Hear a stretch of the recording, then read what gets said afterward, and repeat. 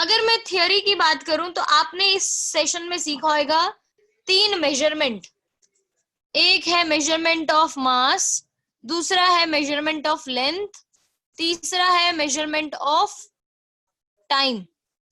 तो भाई ये मास और टाइम जो है वो कहने की बात है, no use, no use.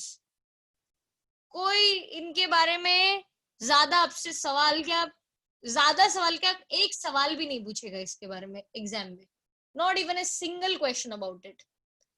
The questions which would be asked is only and only from measurement of length. And उसमें आपने सीखा हुआ है कि there are 2 methods to major.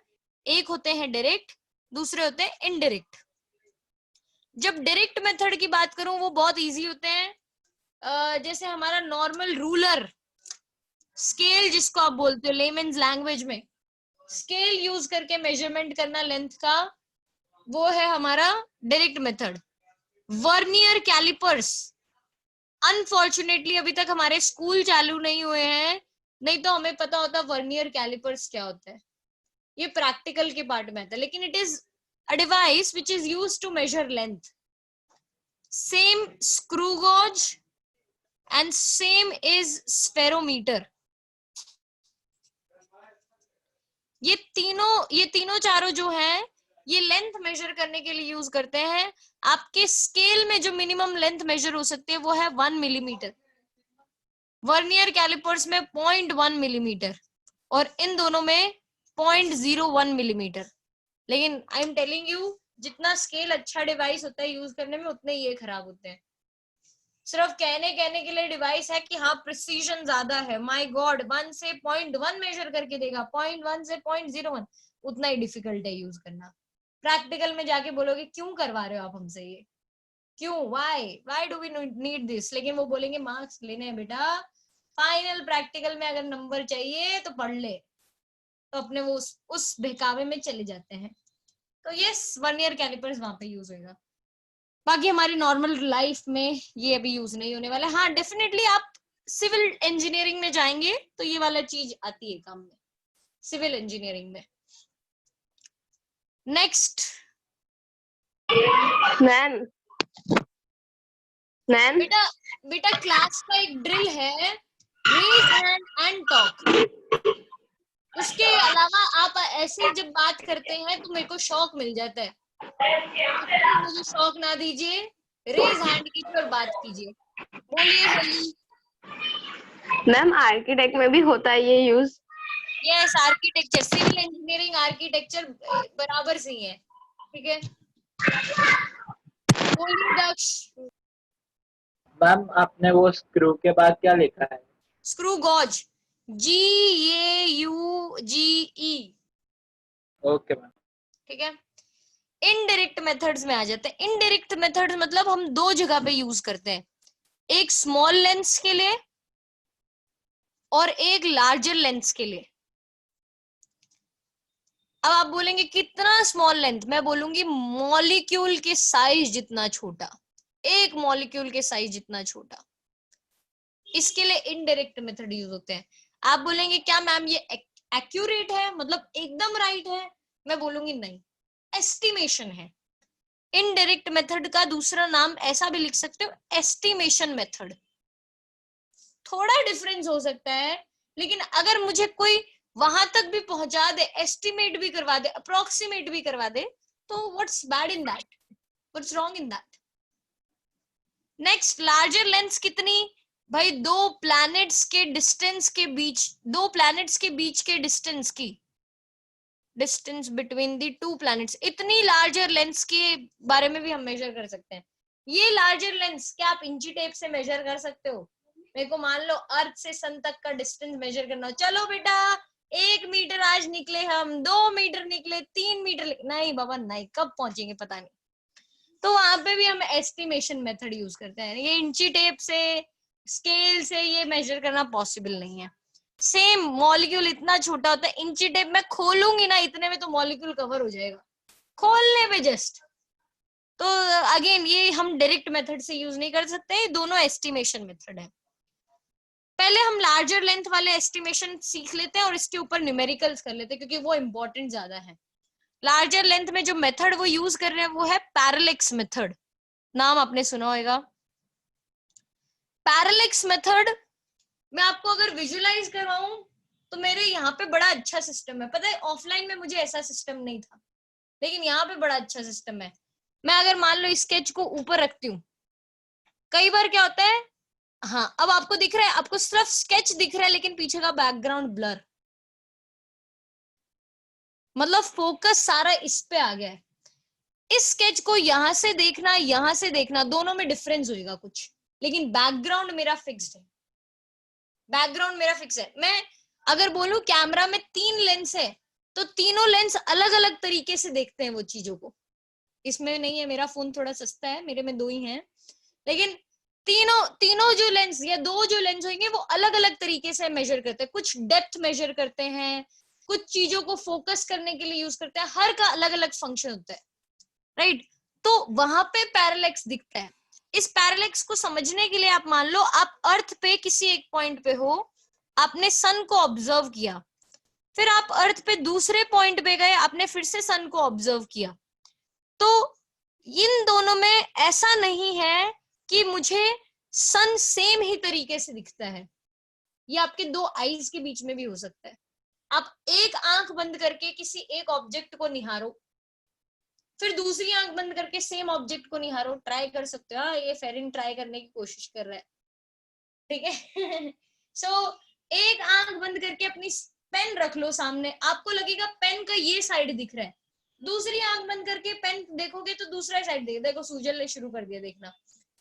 तो अगर ऐसा आप करते हैं तो पेन के जब अलग अलग साइड दिखते हैं तो इन 2 रेज में जहां से मैं देख रही हूँ वहां पे कुछ एंगल मिलता है हमें, वो एंगल को हम बोलते हैं पैरालिक्टिक एंगल या पैरालेक्स एंगल। दोनों इजी यूज करना तो पैरालेक्स एंगल या पैरालेक्टिक एंगल, दोनों टर्म्स चलते हैं। ये 2 पॉइंट्स जिनके जहां से मैंने ऑब्जर्व किया, इन दोनों के बीच के डिस्टेंस को डिनोट करती हूँ मैं बी से, इसको बोला जाता है basis. Basis, distance between the 2 points of observation is known as basis. And जहां तक ये डिस्टेंस मेजर हो रहा है उसको हम बोलते हैं डी। अब मुझे ये डी फाइंड करना होता है तो मैं डी के लिए फॉर्मूला लिखती हूँ कि प्लेन एंगल का फॉर्मूला है theta is equal to L by R, तो theta is equal to B by D. मान लो मुझे थीटा पता चल जाए, मुझे बेसिस पता चल जाए, can I find capital D? Yes, 3 quantities है, 3 में से 2 पता है, तीसरी ढूंढनी है, क्या बड़ी बात हो गई भाई, कर लेंगे। 10वीं पास की अभी तो हम सब श्योर है कि वी आर 10th पास। तो हमने 10th पास की है तो capital D is equal to B by theta. Theta का ऐसा यूनिट क्या होता है, मैथ स्टूडेंट्स तो बहुत जल्दी बता पाएंगे। थीटा का ऐसा यूनिट, थीटा का यस वासव, यस वासव, यस वासव, बोलिए। रेडियन। रेडियन। अभी डिग्रीज नहीं होता है, 10वीं पास हो ये प्रूफ देने के लिए बताना पड़ेगा थीटा का ऐसा यूनिट रेडियन होता है, राइट। तो it is measured in radiance. हाँ, डिग्री के साथ इसका कुछ रिलेशन होता है कि 2 पाई radiance is equal to 360 degrees. So pi radian would be equal to 180 degree and 1 radian is equal to 180 divided by pi degrees, या other way round 1 degree is equal to pi by 180 radians, दोनों चलते हैं, ठीक है। 1 degree consist of, मतलब degree से भी छोटे यूनिट्स होते हैं, 1 degree consist of 60 minutes and 1 minute consists of 60 seconds. So what is 1 degree consisted of? It consists of 3600 seconds. 1 degree is equal to 3600 seconds. इसको रेडियन में कन्वर्ट करना बहुत इजी है। देखिए, मान लीजिए 1 मिनट हो मेरे पास, तो 1 मिनट का मतलब 1/60 डिग्रीज, और 1 डिग्री का मतलब पाई बाय 180 रेडियन। तो 1 minute is equal to 1/60 into pi by 180 radian. Calculation में जान निकल जाएगी, मैंने इसको याद रख रखा है।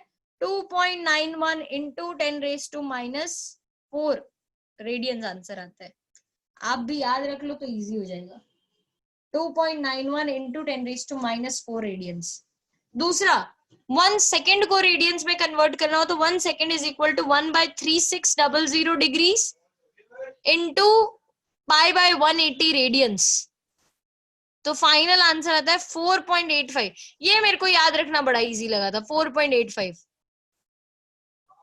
4 is you remember Kapil sir, वो आपको पढ़ाया करते थे कभी। 4 इज कपिल सर का birthday, 85 is the year in which he was born. मैंने उसके तरीके से याद रख रखा है 4.85। और ये यूनिट्स कैसे चलते हैं, एक आता है 10⁻², एक आता है 10⁻⁴ और तीसरा आता है 10⁻�6। मैंने उस तरीके से याद रख रखा है कि लास्ट वाला हमेशा 10⁻�6 होगा। तो 1 second is equal to 4.85 into 10⁻�6 radians. This was parallax method, parallactic angle. इसके ऊपर एक और आता है, ये तो मैंने जो किया वो है कि मैं अर्थ पे हूं और मैं अर्थ से किसी प्लैनेट का, किसी सेलेस्टियल ऑब्जेक्ट का डिस्टेंस ढूंढ रही हूं। ये वो वाले मेथड है। इसके बाद इसके दूसरा एप्लीकेशन आता है कि मेरे को किसी प्लैनेट का डायमीटर मेजर करना हो तो क्या, तो बाबा कुछ चेंजेस नहीं है, सिर्फ टर्म्स बदलते हैं, दैट्स इट। टर्म्स कैसे बदलेंगे? Hariti, I have seen you raising the hand, give me a moment, I will take your doubt please. ठीक है, सो डायमीटर कैसे मेजर करेंगे प्लैनेट का, कि मान लो मैं एक जगह से प्लैनेट को ऑब्जर्व कर रही हूँ, एक डायमीट्रिकली पॉइंट ऑब्जर्व किया मैंने, फिर मैंने उसी पॉइंट से टेलीस्कोप रोटेट किया, उसका दूसरा पॉइंट ऑब्जर्व किया डायमीट्रिकली ऑपोजिट, और डायमीट्रिकली ऑपोजिट पॉइंट है, मतलब ये पूरा जो बेसिस जो होता था अब वो बन जाएगा डायमीटर मेरे इस केस में। ये जो थीटा जिसको हम पैरेलिक्टिक एंगल बोलते थे या पैरेलैक्स एंगल बोलते थे, इसको अब से बोलने लग जाएंगे एंगुलर डायमीटर, अगर मैं डायमीटर मेजर कर रही हूं तो।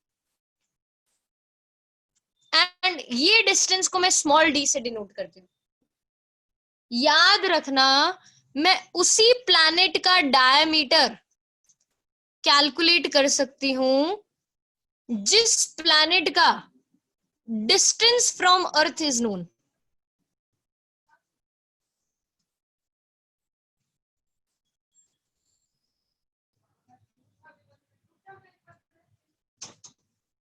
We can only measure the diameter of the planet whose distance from earth is known। मतलब d मेरे को पहले से पता होना चाहिए। तो again theta is equal to capital D by small d, हमारा फॉर्मूला है। कैपिटल D मुझे कैलकुलेट करना हो तो मैं क्या करूंगी, थीटा इंटू d। ठीक है, सो ये हमारा कंप्लीट थ्योरी था लार्जर डिस्टेंसेस के बारे में। इस पे पहले हम क्वेश्चंस करेंगे and then we will move to second smaller lengths के बारे में। मैं उससे पहले डाउट ले लेती हूँ। हीत पटेल, बोलिए आपका क्या डाउट है? मैम तो हम नेपच्यून का डिस्टेंस फाइंड नहीं कर सकते ना, क्योंकि उसका नोड अर्थ नहीं से अर्थ से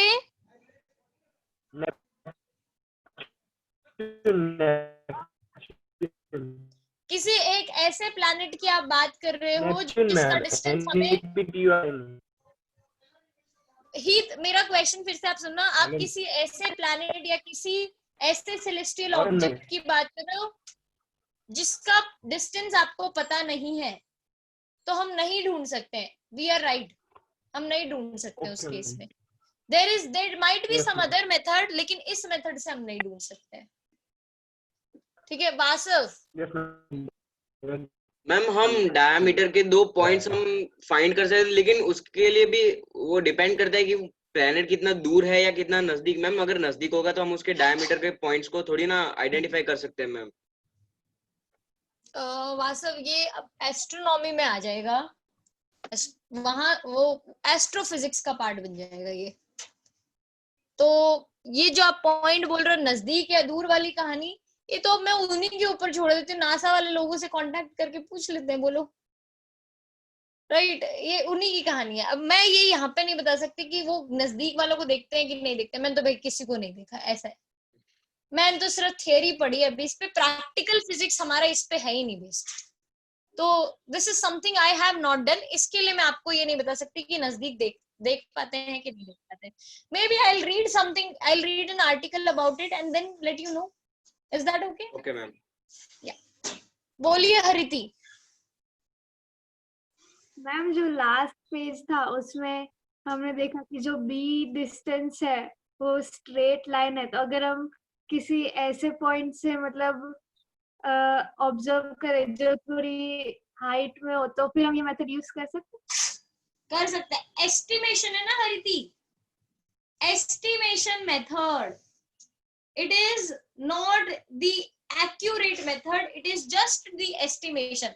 अच्छा मान लो हरिति मेरे पास डिस्टेंसेस है 1.5 into 10⁻11 मीटर्स, उसमें 1-2 किलोमीटर का फर्क भी आ गया, क्या फर्क पड़ जाएगा? Does 1 kilometre make a difference? ये ऐसा है, समुद्र में से मैंने एक लोटा निकाल लिया, समुद्र में बोलो कितना सी लेवल डिक्रीज हुआ, वही वाली कहानी है. ठीक है मैम एक सेकंड, मुझे स्क्रीनशॉट लेना है. प्लीज. हाँ लिखो साथ में, स्क्रीनशॉट पे डिपेंडेंट नहीं रहो. मैं बता रही हूँ, मैंने अपने कजन्स को पढ़ाई करते हुए देखा है, स्क्रीनशॉट को वो कभी देखते भी नहीं है बाद में. भरोसा उठ रहा है मेरा ऑनलाइन क्लासेस पर से एकदम. यस हित बोलिए. मैम ये जो वासव ने बोला ना कि मैम नजदीक के कोई प्लेनेट होगा तो हम उसका डिस्टेंस मेजर नहीं कर पाएंगे. मैम हम मेजर कर पाएंगे क्योंकि मैम ऐसे डायरेक्टली या प्रैक्टिकली देखने जाए तो मैम उसका भी मैम हमारे प्लेनेट से डिस्टेंस तो काफी दूर है, तो डायमीटर तो मैम इजीली मेजर कर पाएंगे.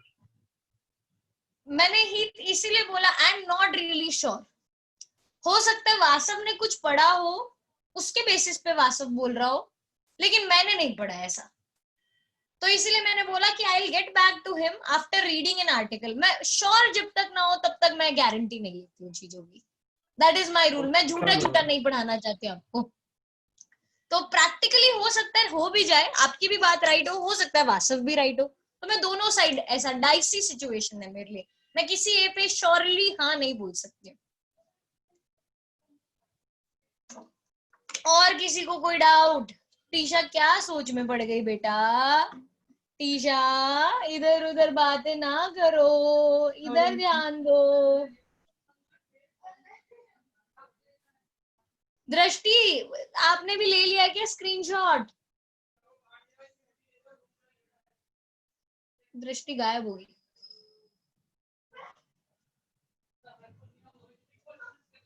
डन दृष्टि. ठीक है चलिए मूविंग ऑन. हम होमवर्क शीट पे आते हैं, पहले हम क्वेश्चन सॉल्व करेंगे इसके बेसिस पे.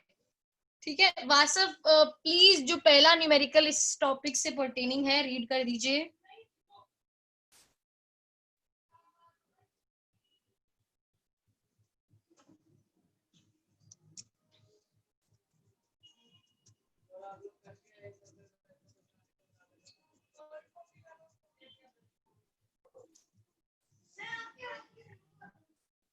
सब आज ही रीड करना है अपने को. Yes ma'am, just a minute ma'am.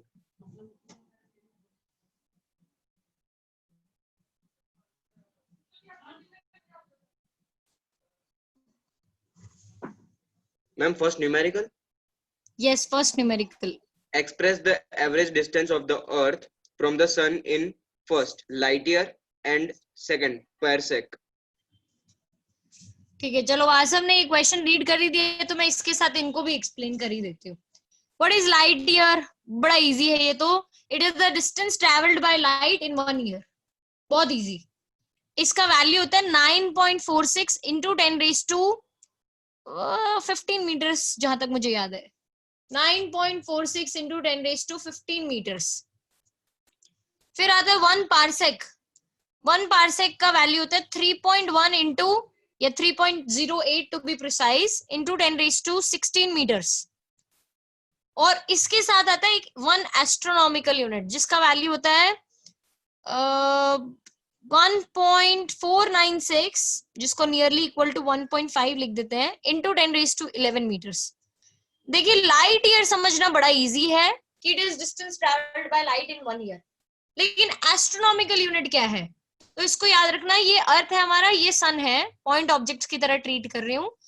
अर्थ और सन के बीच का एवरेज डिस्टेंस जो हमने एस्टिमेट किया है वो है 1.5 इंटू 10⁻11 मीटर, जिसको हम बोलते हैं 1 astronomical unit. The average distance between the center of Earth and center of Sun is known as 1 astronomical unit.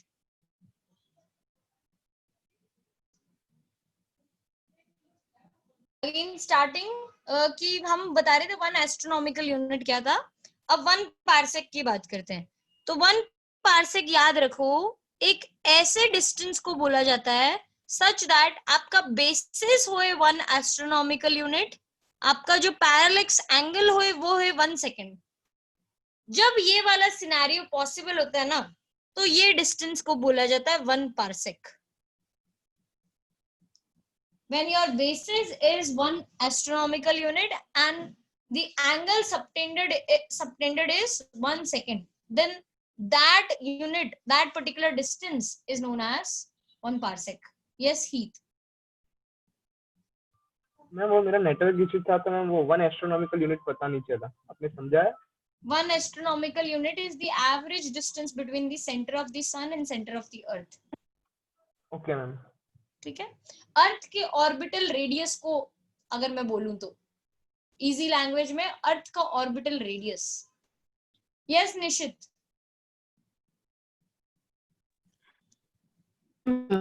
ऐसा हो सकता है कि एक मतलब जो एंगल है वो 1 सेकेंड हो और 1 एस्ट्रोनॉमिकल यूनिट, तो मैम बहुत बड़ा नहीं हो जाएगा? तो इतना छोटा एंगल कैसे? बताओ निशित, हमारे यूनिवर्स जो है वो एंडिंग है क्या? Is there an ending to our universe? No. कितना भी बड़ा डिस्टेंस हो सकता है, बहुत दूर वाले स्टार को मैं ऑब्जर्व करूं तो एंगल बहुत छोटा सा प्लेन होता है, बहुत दूर वाले स्टार। मैंने कहा बोला कि भाई ये मेरे 1 पार्सेक जो है वो अर्थ और मार्स के बीच का डिस्टेंस है। No, it is some random distance, unit design कर रखे हैं वहां। हो सकता है उन्होंने कोई चीज को मेजर करके बोला होगा कि ये 1 पार्सेक है।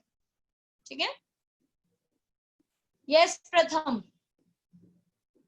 मैम ये 1 एस्ट्रोनॉमिकल यूनिट दो वो प्लेनेट के सेंटर टू सेंटर से लेते हैं। हेलो हेलो मैम, आपकी स्क्रीन मैम चिपक गई।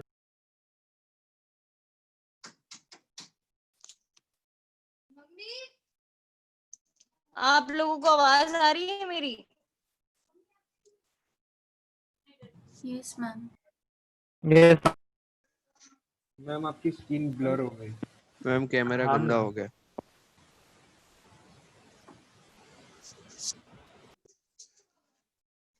अभी भी मैम ऐसा ही है।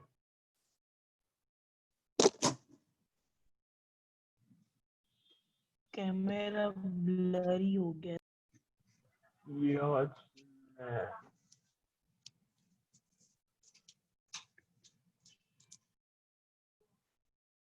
हम आपको जो डाउट था वो मुझे भी नहीं सुनाई दिया बीच में। Can you please say your doubt again? Ma'am समझ गया, मैं समझ गया। समझ गए, all right, thank you so much. So Vasav, हम फिर से क्वेश्चन रीडिंग पे आ जाते हैं कि आपने क्या बताया था हमें, किसको किसको एक्सप्रेस करना है? Express the average distance of the earth from the sun in light year and parsec. Average distance between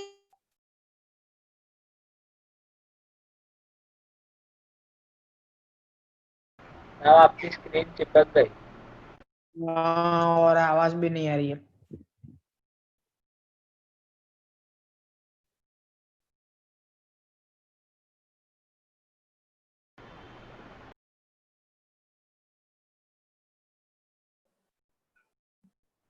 metre, दोनों का रेशियो ले लो। मैम यस, हमें आपको रिपीट करना पड़ेगा, वो चिपक गई थी आपकी स्क्रीन और आवाज बंद हो गई थी।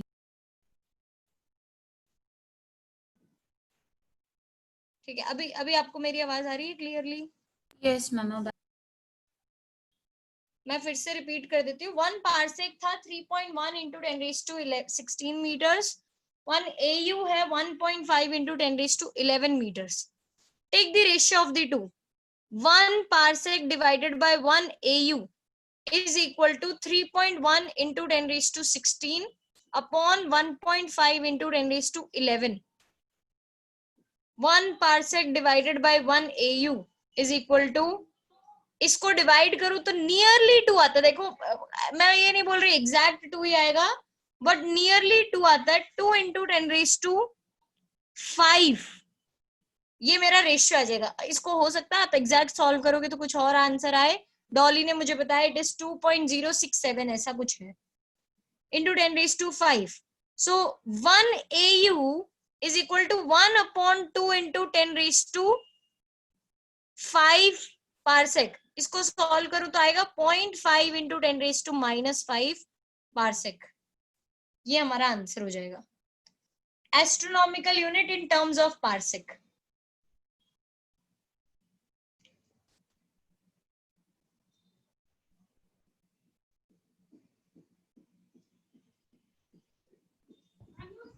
मैम यहाँ पे पार्सेक का आंसर कुछ अलग दिया है. क्या दे रखा है? 4.86 into 10 raised to -. अच्छा ओके सॉरी राउंड ऑफ करके लिया है. हाँ 4.6. ठीक है no problem.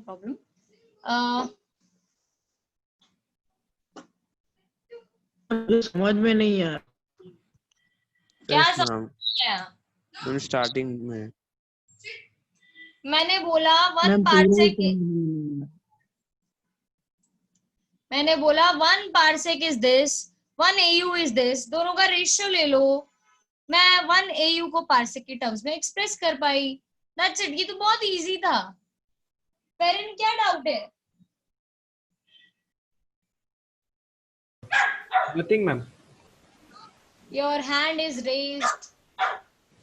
Sorry, ma'am. I think by mistake. Vasav, ma'am means हमने इनका रेशियो क्यों निकाला? हमें तो क्या करूं Vasav? You tell me another method. No ma'am बस मीन्स है एक और मेथड है वासव, लेकिन मेरे को ये इजी लगता है और शॉर्ट है. दूसरा मेथड क्या है? यहां से मैं 1 मीटर निकालूं, 1 मीटर निकालूं, इस 1 मीटर को पार्सेक की टर्म्स में एक्सप्रेस करूं, फिर वो 1 मीटर को इससे मल्टीप्लाई कर दो तो वो पार्सेक की टर्म्स में आ जाएगा. लेकिन लॉन्गर मेथड. हाँ ये वाला इजी है, ये वाला इजी मेथड है. अब इसमें ये कौन सा क्वेश्चन नंबर था Vasav? Please can you tell me. 7th. Second जो क्वेश्चन है, सेकंड पार्ट जो है वो 1 लाइट ईयर को हमें एक्सप्रेस करना है इसकी टर्म्स में. तो लाइट ईयर को इन टर्म्स में एक्सप्रेस करना पड़े तो सेम ऐसे ही हम लिखेंगे 1 light year is equal to 9.46 into 10 raised to how many 15 meters. 1 astronomical unit is equal to 1.5 into 10 raised to 11 meters. Equation 1, equation 2, divide equation 1 by 2. मैं बोलूंगी 1 AU by 1 light year is equal to 1.5 upon 9.46 into 10 raised to 15 upon 10 raised to उल्टा कर दिया upon 10 raised to 11 into 10 raised to 15. Solve करो तो इसका I don't know क्या value है. 1.5 अपॉन 9.46 क्या होएगा into 10 raised to -4. 1 AU is equal to into some light years. जो भी आंसर आए वो लिख देना. x लिख के छोड़ देती हूँ मैं यहाँ पे. यस विश्वा. मैम यहाँ आपने 1 AU is equals to 0.5 लिखा और वहाँ 1.5. 1 AU is 0.5 into parsec. Metres में नहीं है, यहाँ पे भी तो 1.5 ही लिखा है मैंने. मीटर्स में इट इज 1.5, पार्सेक की टर्म्स में ये ऐसा वैल्यू आ जाएगा. वासव क्या डाउट है? हीत क्या डाउट है? मैम वो किसी का माइक ऑन है तो मैम उनका कुत्ते के भौंकने की आवाज आ रही है. बिकॉज मेरे घर पे डॉग है, अब मैं उसको चुप नहीं करवा सकती. क्या करूं बोलो? सॉरी. कोई ऑप्शन नहीं है मेरे पास. अब वो उसको मैंने डांट लगा के साइड में बिठा दिया, लेकिन वो तब भी चुप नहीं हो रहा था. एनीवे सो ये था question number 7. Question number 8 read करते हैं हम. Dwij, will you read question number 8? Yes, ma'am. Give approximate ratio of 1 astronomical unit and 1 light year. ये तो हो गया ना. एक और है ऐसा क्वेश्चन. क्या है? Give the approximate ratio of 1 astronomical unit and 1 light year. फिर से वही सेम क्वेश्चन. ये तो बहुत इजीली हो जाएगा आप लोगों से. 1 astronomical unit is 1.5 into 10 raised to 11 meters and 1 light year is equal to 9.46 into 10 raised to 15 meters. Take the ratio. Easily solve हो जाएगा. Nothing complicated in this question. Next. Dolly, next question, 8th question आप, 9th question आप read कीजिए.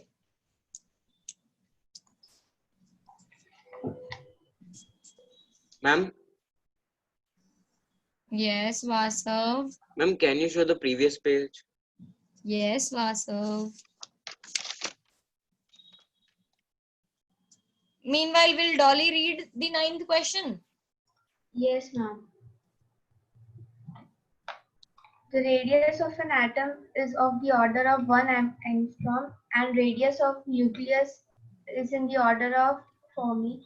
How many magnitude higher is the volume of atom compared to the volume of nucleus? वासव, ये हो गया है? Yes ma'am. तो 1 angstrom is 10 raised to minus 10 meter and 1 Fermi is equal to 10 raised to minus 15 meter. ये होता है size of atom and ये होता है नीचे वाला size of nucleus.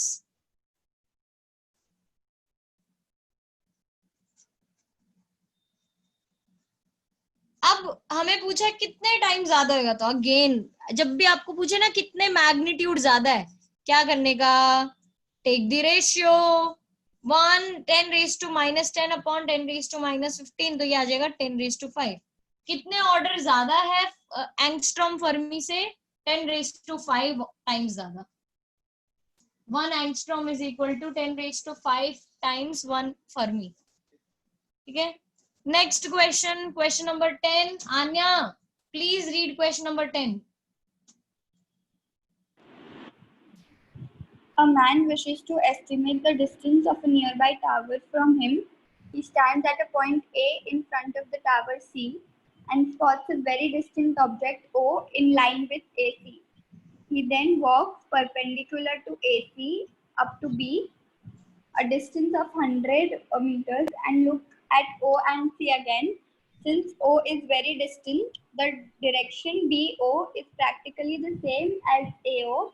But he finds the line of sight of C shifted from the original line of sight by angle theta is equal to 40 degrees.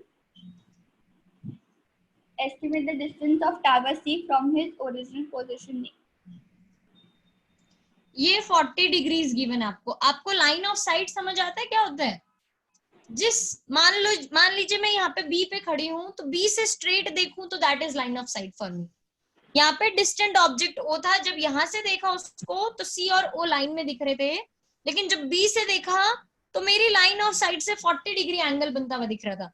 O पे ज्यादा फर्क नहीं पड़ेगा, क्योंकि मान लीजिए आप मून को कहीं से ऑब्जर्व कर रहे हैं. Moon is a distant object to us. मैं 100 मीटर चल के जाती हूँ ना, तब भी लगता है मून सेम पोजीशन पे ही है, मेरे को कुछ ज्यादा फर्क नहीं लगता है. तो O पे कोई ज्यादा फर्क नहीं आएगा. A से B पे जाओगे, लेकिन C पे फर्क आ रहा है 40 डिग्रीज का. और A और B के बीच का डिस्टेंस हमें दे रखा है 100. मुझे फाइंड करना है ये AC का वैल्यू कितना होएगा. बेसिक ट्रिग्नोमेट्री है. बेसिक ट्रिग्नोमेट्री में हमें करना क्या है कि tan theta is equal to AB by AC perpendicular upon base. tan theta हो जाएगा tan 40 डिग्री, परपेंडिकुलर है 100 और बेस है AC. AC हमें फाइंड करना है, तो AC would be equal to 100 upon tan 40. tan 40 का वैल्यू जहां तक मुझे याद है 0.8391 दे रखा होगा क्वेश्चन में, वरना 0.8 अज्यूम कर लेती हूँ मैं, मतलब इतना होता है 0.8. तो ये सॉल्व करेंगे तो आएगा 125 मीटर्स. एग्जैक्ट वैल्यू के साथ करोगे तो आएगा 119 metres. Exact value as in tan 40 is equal to 0.8391. इसके साथ करोगे तो 119 आएगा, लेकिन अगर 0.8 के साथ करोगे तो 125 आ जाएगा. Both are okay. क्वेश्चन में अगर वैल्यू गिवन हो तो 125 कर देना, मतलब 119 कर देना. tan 40 का वैल्यू अगर गिवन हो तो, नहीं गिवन हो तो 119 कर देना. ठीक है. All right, next. ये था हमारा क्वेश्चन नंबर 10. अभी भी पता है वो वाले क्वेश्चंस नहीं है जो हमें करने हैं एक्चुअली, पैरेलल्स वाले. ये तो सारे बेसिक क्वेश्चंस आ रहे हैं. पैरेलल्स वाले क्वेश्चन आई होप नेक्स्ट वाला हो इससे. Keshni please read next question. Keshni को कोई डाउट भी है? बोलिए केशनी. मैम इसमें इतना ज्यादा अप्रोक्सीमेशन आ रहा है तो चलेगा उतना? चलता है बेटा. मेरे को कौन सा tan 40 लर्न करवाया था 10th में? करवाया था क्या? नहीं मैम. तो फिर उनको करवाना चाहिए था अगर पूछने वाले थे बाद में तो. Anyway, so question number 11 Keshni please आप रीड कर दीजिए साथ में. The angular diameter of the sun is 1920 seconds. If the distance of the sun from Earth is 1.5 into 10 to the power 11 meters, what is the linear diameter of the sun? Can anybody tell me? Raise hand करके. हाँ, Can anybody tell me? वास्तव पहले ही कर दिया. Question तो सुन ले.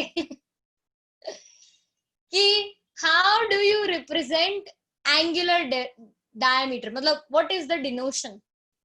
Angular diameter को किसे? मैं नहीं दूंगी तेरे को चांस, नहीं दूंगी अभी. तूने क्वेश्चन से पहले रेज कर दिया हैंड. शैली को बोलने का मौका मिलेगा. Shaili. Theta. yes, theta is given to us as 1920 second. आसम नाराज नहीं हो जाना प्लीज. ठीक है, चल दूसरा देखो दिया. और क्या गिवन है क्वेश्चन में वो बता दे तू. Distance of the sun from Earth is 1.5 into 10 raised to 11 meters. तो मैं d ले लेती हूँ. That is 1.5 into 10 raised to 11 meters. अच्छा, मैं सेकेंड्स को सेकेंड्स में नहीं रहने दे सकती because it is not the SI unit. I need to convert it into radians. तो 1920 into 4.85. अभी अभी मैंने आपको याद करवाया था. 4.85 into 10 raised to -6 रेडियंस. ये हो जाएगा. इसको थोड़ा अगर विजुलाइज करना हो तो देखिए हमें गिवन क्या क्या है. ये थीटा गिवन है, ये गिवन है, हमें फाइंड करना है ये डिस्टेंस.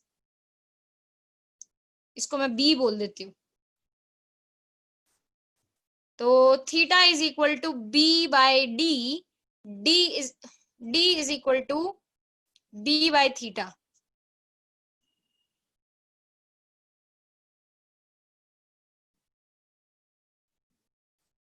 b की जगह एक्चुअली डायमीटर ऑफ सन ढूंढना है ना, तो कैपिटल D से डिनोट करती हूँ सो दैट डायमीटर के लिए आ जाए. अब b का वैल्यू है, नहीं उल्टा लिख दिया. Theta is equal to capital D by small d. Capital D is equal to theta into small d. तो थीटा का वैल्यू है 1920 into 4.85 into 10 raised to -6 into small d is 1.5 into 10 raised to 11. इसको solve करोगे तो आपको answers मिल जाएगा metres में. वासव अभी भी कोई डाउट है? नहीं. निशित बोलिए क्या डाउट है? मैम मुझे तो क्वेश्चन 9 में डाउट है. क्या डाउट है बेटा क्वेश्चन 9 में?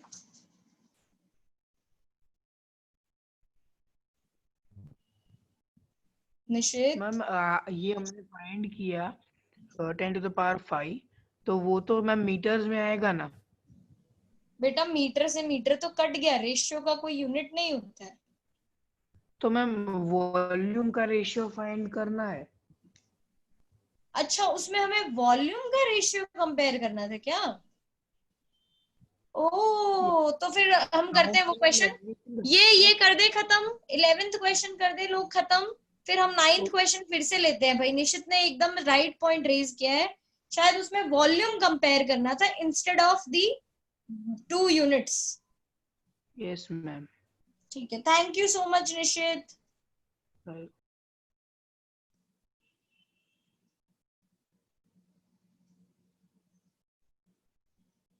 बाकी जितने भी क्वेश्चन इस सेशन के हैं ना, ऐसे ही बेस्ड है। How many more questions are there? Keshni, can you tell me how many more questions? Ma'am 2 more. 2 more. Nishit, मैं पहले 12 13 फटाफट ऐसे डिस्कस करवा देती हूँ, फिर हम 9th क्वेश्चन पे वापस चलते हैं, ठीक है? क्योंकि सेम टाइप के क्वेश्चंस है, वो भी हम फटाफट फटाफट खत्म कर देते हैं। Kanan, can you read question number 12? Yes, ma'am. When the planet Jupiter is at a distance of 824.7 million kilometers from the Earth, its angular diameter is measured to be 35.72 seconds of Earth. Calculate the diameter of Jupiter. Is it 35.72 seconds or 35 degrees and 72 seconds? क्या है वो? पूरा क्या है? Point नहीं आना चाहिए वैसे इसमें। मैम पॉइंट दिया है। पॉइंट दे रखे, ठीक है चलो। और ये डिस्टेंस आपने कितना बताया कि जुपिटर और अर्थ में कितना डिस्टेंस है? 224.7. Can you repeat again? 224.7.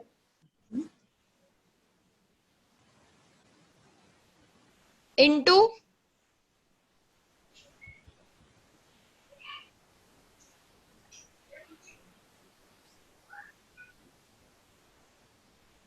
कुछ है इनटू में? विश्वा, हम यहाँ तो 824.7 मिलियन किलोमीटर्स दिया है। Yes yes ma'am. 824.7 million kilometre मतलब 824.7 इंटू 10⁶ किलोमीटर्स। 1 million is 10⁶। और किलोमीटर को भी मीटर में चेंज करना पड़ेगा। 824.7 इंटू 10⁹ मीटर्स, ऐसा आ जाएगा, ठीक है? थीटा 35.72 सेकेंड्स है, तो इसके हिसाब से इसको रेडियन में फिर सीधा कन्वर्ट कर देते हैं। 35.72 into 4.85 into 10⁶ -6 radians. And again the same thing, I need to find the diameter of the planet.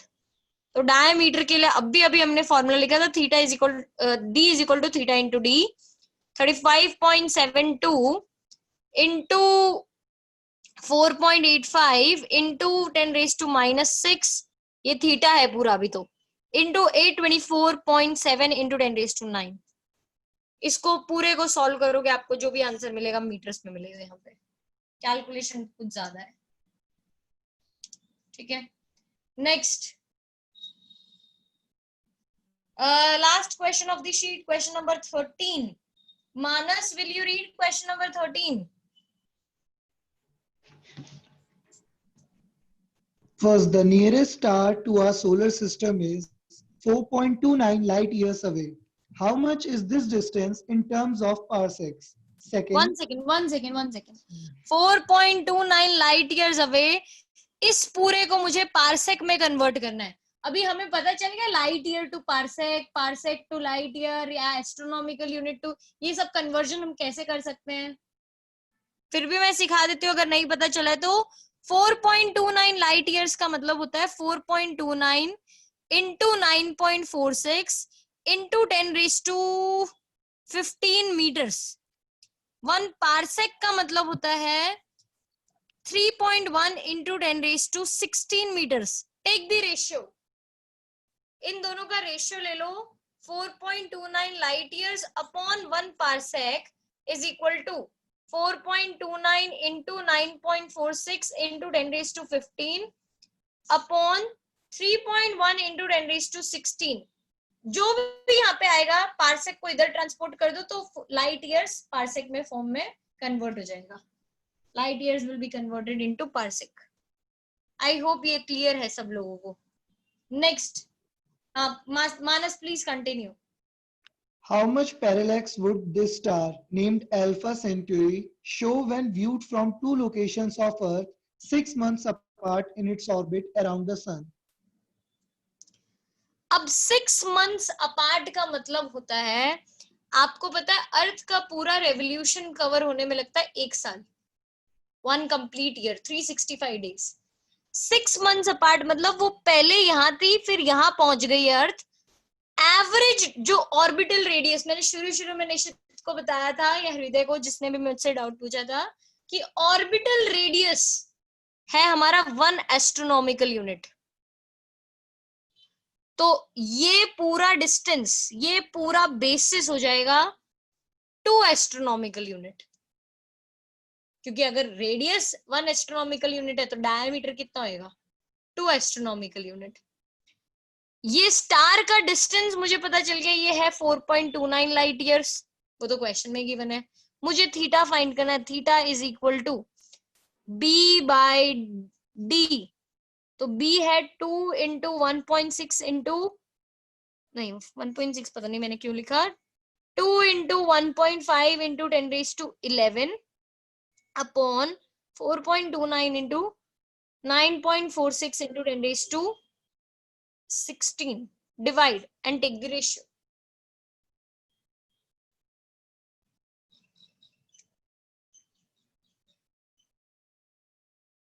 यहां से आपको थीटा मिल जाएगा. ठीक है. यस दक्ष, क्या डाउट है? What will be the unit of capital D in question number 12? Metres. Ma'am metre radians नहीं होगा? नहीं बाबा, नो, डिस्टेंस है वो भी.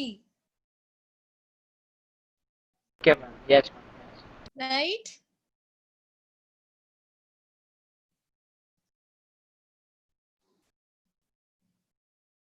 यस हीथ. मैम ये 2 एस्ट्रोनॉमिकल यूनिट पता नहीं चला मैम. 6 months अपार्ट पोजीशन का मतलब कितना डिस्टेंस होएगा हीथ? हाफ हो जाएगा. हाफ क्यों होएगा? 6 months अपार्ट हाफ कैसे होता है? मतलब पहले अर्थ था यहाँ पे, 6 महीने बाद चल जाएगा डायमीट्रिकली ऑपोजिट एंड पे, है कि नहीं? Yes ma'am. तो ऑर्बिटल रेडियस यस मैम, पता चल गया. Prince, yes ma'am. बोलिए प्रिंस, क्या डाउट है?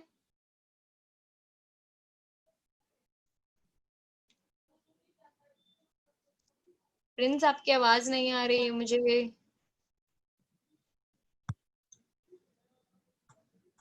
हेलो. यस यस प्रिंस बोलिए. मैम यहाँ थीटा की यूनिट रेडियंस में होगी? हाँ, यहाँ पे रेडियंस में आएगी. पर ma'am metre upon metre cut हो जाएगा, ऐसा कुछ नहीं होगा? तो तभी तो रेडियन लिखते हैं. दिस इज वन एक्सेप्शन ना, जिसको डायमेंशंस नहीं है बट यूनिट है, बनाया गया है इसके लिए स्पेशली यूनिट. ओके, ठीक है. चलिए लास्ट 9th क्वेश्चन में फिर से एक बार फटाफट डिस्कस कर लेती हूँ, जो मेरे को बताया गया कि गलत है, हमने गलत किया है. 9th क्वेश्चन में आपको निकालना था वॉल्यूम ऑफ. निशित, आपने शायद डाउट पूछा था, can you read the question again? Yes, ma'am.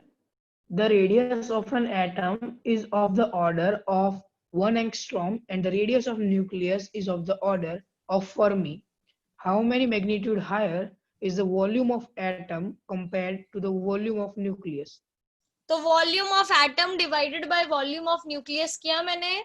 This is equal to 4/3 pi r cube. यहाँ पे लिख देती हूँ एटम सबस्क्रिप्ट में, 4/3 पाई आर यहाँ पे लिख देती हूँ एन न्यूक्लियस के लिए क्यूब में. 4/3 पाई का कोई लेना देना नहीं है. रेडियस ऑफ एटम इज 10⁻⁻10 का whole cube. Radius of nucleus is 10⁻⁻15 का होल क्यूब. तो ये आ जाएगा 10⁻30 और ये आ जाएगा 10⁻45. पूरे को सॉल्व करूं तो 10⁻15. Volume of atom upon volume of nucleus is 10⁻15. How many times the volume of nucleus is smaller? या how many times the volume of atom is greater? It is 10⁻15 times. Now is it okay? हाँ ma'am, मैं आपको last में वही बोलने वाला था कि ये होल क्यूब कर दो तो डायरेक्ट आ नहीं जाएगा, लेकिन मैम मेरा नेट इश्यू की वजह से आपको रेजेंट भी नहीं दिखा होगा। आई डोंट नो, पता नहीं निश्चित मुझे बाद में दिखाई दिया, लेकिन आई एम रियली सॉरी अगर ऐसा था तो ये मेरे से गलती होगी। ठीक है, I hope all the questions are clear.